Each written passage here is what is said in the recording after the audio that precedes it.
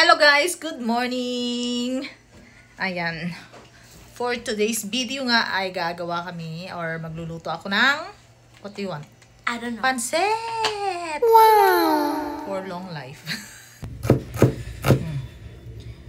Ayan guys, at na-prepare ko na lahat ng mga kailangan ko sa pagluluto ng pancit. We have cabbage, we have carrots, we have the sapog here, and the kinchay, and then the bell pepper here, and then the sibuyas bawang, and then ito na yung pancit. So, let's start cooking. Let's start cooking. So, igisa na natin ang ating bawang. Sinod na natin ang ating sibuyas.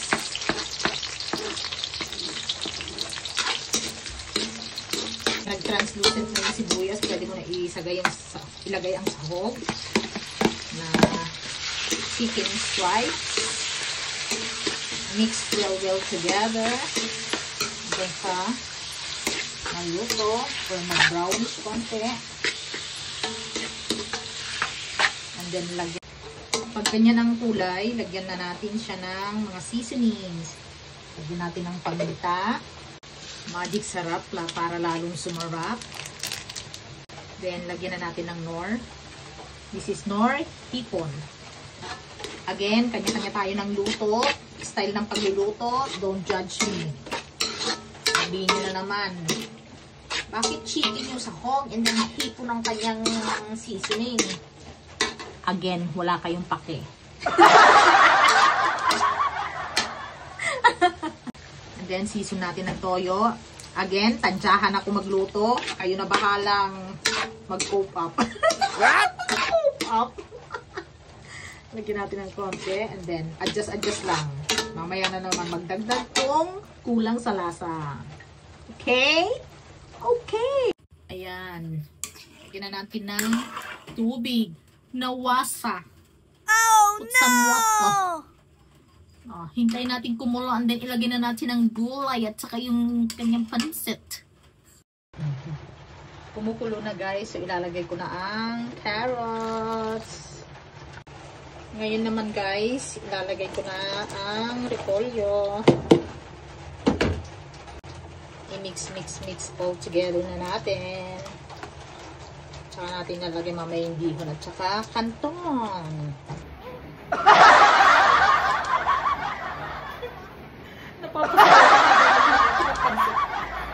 What?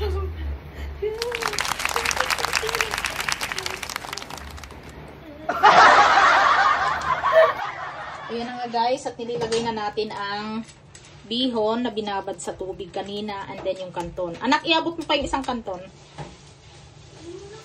Ayan, ilagay pa natin yung isang kanton.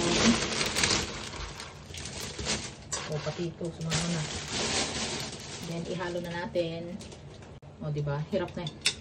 Hirap ako maghalo, guys. What is the meaning of this? Oh, no! What is the meaning of this? How to halo-halo this one? Parang ang ating pansit is looks like anemic. What? What do you think, guys? Do it look like anemic? Walang kulay. Pero nilagyan ko na yan ng pampalasa, guys. Toyo. Or mga seasonings na pampalasa. Medyo luto na, guys. Ilagyan na natin yung ating kinchay.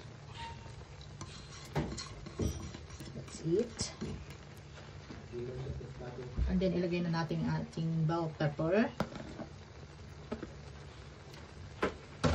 Mix well together. Luto na po ang ating pansit. Wow! Ulala! Ang pansit ni Manang Bigay. So, this is the pansit that I cook. So, let's eat. Mainit pa guys, ha?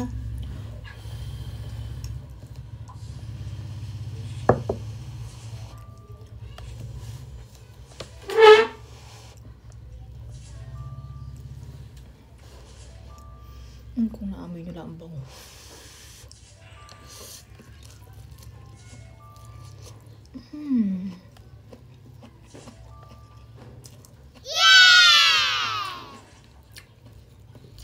Sarap.